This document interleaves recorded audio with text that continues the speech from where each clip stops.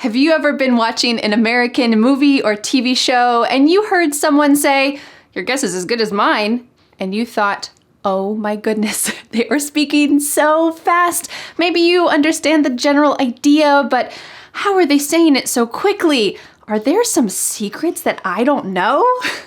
Well, I have some good news. In today's lesson, you are going to learn 5 secrets to American English pronunciation, and you're going to level up your vocabulary at the same time. And like always, I've created a free PDF worksheet with all of today's American English pronunciation tips, idioms, and concepts that you're going to learn in this lesson. You can download this free PDF worksheet, my gift to you, with the link in the description. Click on that link and instantly in your email inbox, you will have this free worksheet.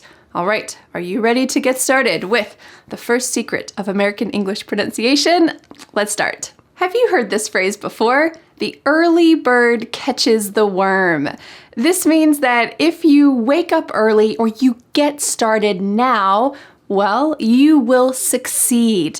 Only the birds that wake up early in the morning get the best worms. If you wait, if you procrastinate, well, too bad for you. You won't be able to succeed. But this wonderful phrase uses an important American English pronunciation point.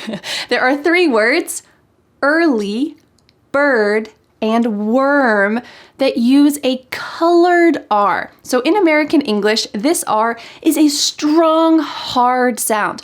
Early, bird, worm. Do you see how that's almost like an angry dog? Worm, bird, early. Make sure that when you're using American English pronunciation, this colored R sound is hard. Phrase number 2 that uses key American English pronunciation is this one. Have you ever heard someone say, "Your guess is as good as mine"? Your guess is as good as mine.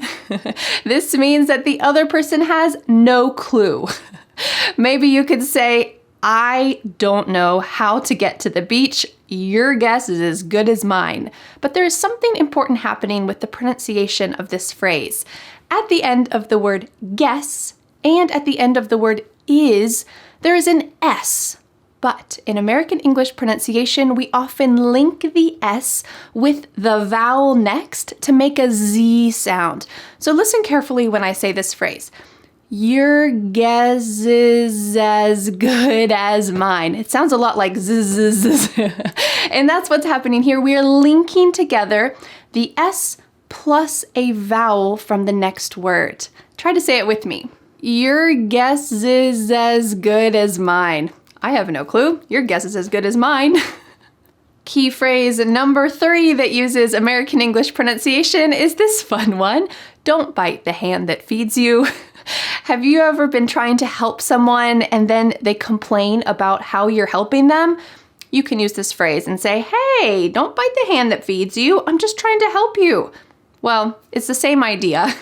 If you argue with your boss, if you yell at your boss, he's the one that gives you your paycheck. So don't bite the hand that feeds you. But there is important American English pronunciation here that happens 3 times. Don't, bite, and then a little later in the sentence is the word that. What is similar between all 3 of these words? It's the letter T. Listen when I say this contraction. Don't, don't. Do you hear don't with that puff of air coming out? Nope. In American English, oftentimes a T at the end of words will be cut off. We call this a stopped T because your mouth is making that shape. Don't.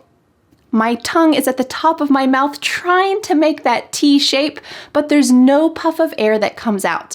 Listen carefully as I say this, and I want you to hear that stopped T.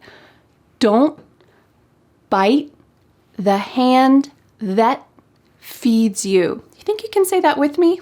You can do it. Let's say this phrase together. Don't bite the hand that feeds you. All right, let's go to our next phrase. Has this ever happened to you before? You invite a lot of people over to your house and you think, it's gonna be a fun party, it's great. And then it just becomes so many people in your house, so much chaos, and you have to say this, "Oh no, I think it's gonna get out of hand." This doesn't mean that anything is really in your hand and it's getting out of your hand. Instead, this means it's getting out of control. But this phrase, get out of hand, uses an important American English pronunciation tip, which is that the T at the end of words, another T tip, that has a vowel next often changes to a D sound. So listen when I say this. The party will get out of hand. The word get is surrounded by vowels. There's a vowel on either side. G-E-T. And then the next word starts with an O. So that T is surrounded by vowels, and that means that it's going to change to a D sound. Get out, and then it's going to happen with out and of. Outa. In fact, the word of changes to just Get outa hand. Can you say it with me? The party will get outta hand. The party will get out of hand if you invite 50 people over to your house. All right, let's go to our last American English pronunciation tip. Has it ever happened to you that you travel abroad and then you realize that you're just meeting people from your own home country? It's like you're magnetic towards each other. Well, we could use this phrase, birds of a feather flock together. And this means that common things are attracted to each other, for better or for worse. So there is a key American English pronunciation point we can talk about with this phrase. We already talked about the word bird and how it uses that colored R, that hard R sound. Bird. And there is another R tip in this phrase as well. Look at the end of the word feather and together. Here is an ER and it's going to be a strong R sound. Feather, together. Again, pretend that you are an angry dog and try to make that hard R sound. Feather, together. Can you say this wonderful idiom with me? Birds of a feather flock together. Wonderful. So if you can use all 5 of these American English pronunciation points, you will sound more American, and it will also help you to understand American English speakers when they're talking, which is wonderful when you're watching a movie or TV show. So I guarantee the next time you hear these wonderful idioms, you will think, oh, I learned that in Vanessa's lesson. Yes, now I understand it and I know how they're pronouncing it, and I can do it too. Don't forget to download the free PDF worksheet for today's American English pronunciation lesson. I've included all the pronunciation points, the idioms, the ideas to help you be able to speak American English the way that you'd like. And now I have a question for you. That first phrase that we talked about, the early bird catches the worm. I want to know, are you an early bird who catches the worm?